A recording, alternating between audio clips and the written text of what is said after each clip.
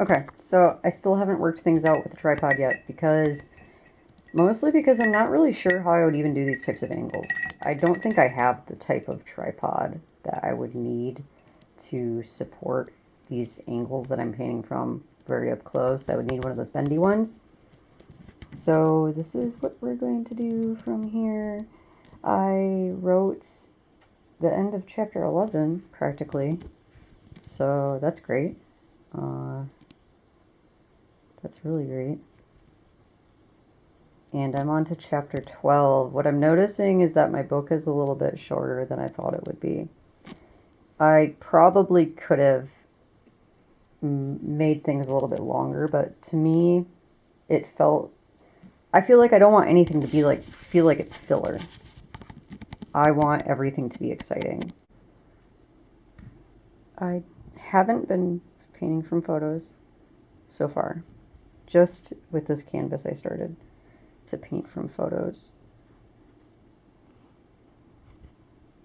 It's not anything that I've been doing for most of these canvases are very abstract kind of, so while they might have characters in them and stuff like that, it's just from my mind. So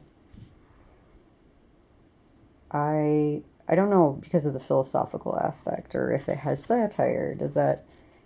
Is there a satire, purely satire category? You know,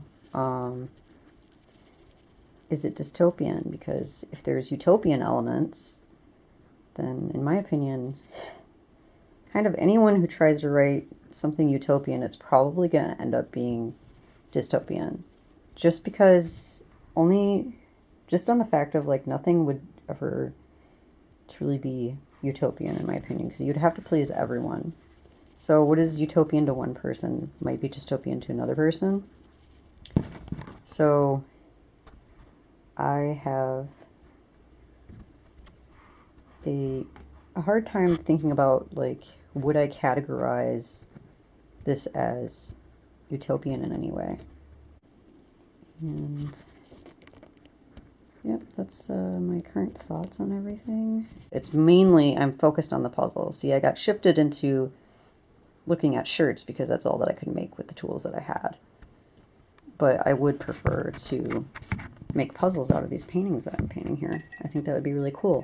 The only problem is that I'm afraid of, I don't know if I should license the artwork to a puzzle company, because if I were to include the artwork in my book, I think that that would cause a conflict between the publishers and the puzzle company. And then also, I kind of don't want to lease my artwork or license my artwork to anyone else. So that's why I've been trying to look into how to make the puzzles myself. And I want to make it part of the Kickstarter, because I would like to do a Kickstarter for publishing, because unless I do the self-publish on Amazon, then everything is print on demand. There's no way for me to really basically figure out what kind of publisher or what publisher I want to use. Like, I would like to be able to travel to the publisher, find out more about them, and figure out if this is the company I want to publish with. And so I'm a little confused about all of it. I don't know if I should just make the Kickstarter just for the puzzles. Hopefully, like, people get paid to be on talk shows. I don't know, like gift certificates, something. I don't know. Like, I would need to be set up somewhere. You can't just, like, invite me and expect me to pay everything.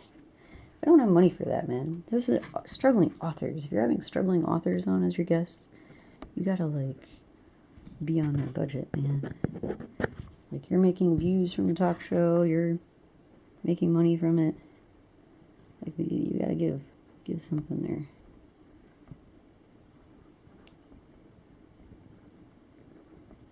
So, yeah, that looks pretty good, doesn't it? It's pretty good so far. Doesn't look too bad.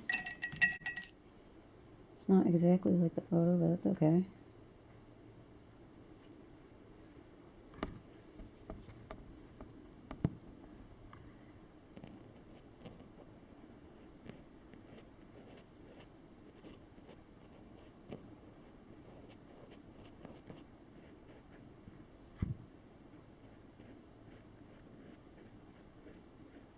See how I start with the purple and then I go back and I lean back into this black without blending it? Black is a more dominant color. So when I do that, I decide to change my colors mid-paint. It's gonna go back into the black. Okay, so I'm gonna shift to a different part of the painting. Okay, I really need a dark green up here.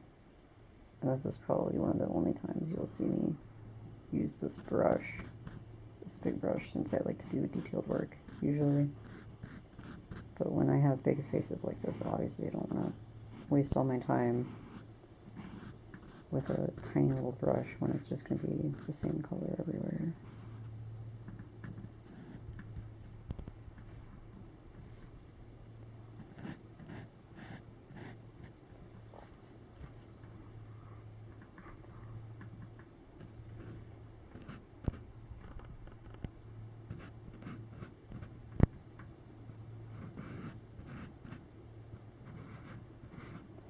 What I'm going to do is I will do like the majority of it with the big brush, and then I'll go through and fix up all the little tiny details in the corners and the edges with the small detailed tiny brush.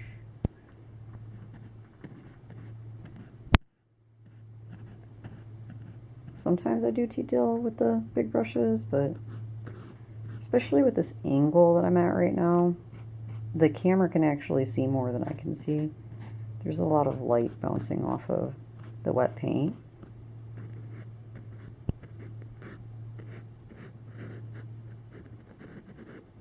Like if I did detail, it would be like this, the big brush. You can kind of see there.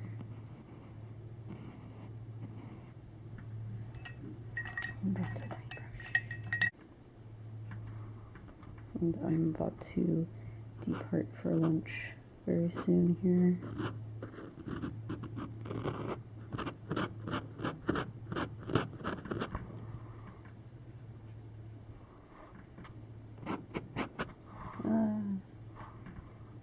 Very rarely you'll see me mix, actually.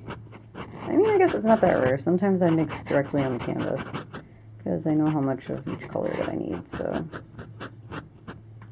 Get the blob away. There we go. Where is it? I don't like blobs.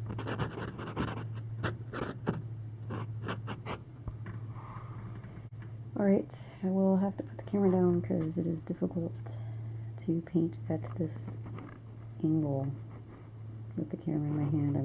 I'm reaching over the camera, basically resting, well, right now I'm kind of resting my hand on the camera as I paint, so it's not too bad, but I would like to be at this angle instead of this angle. So that's it for now, and I will see you in the next video.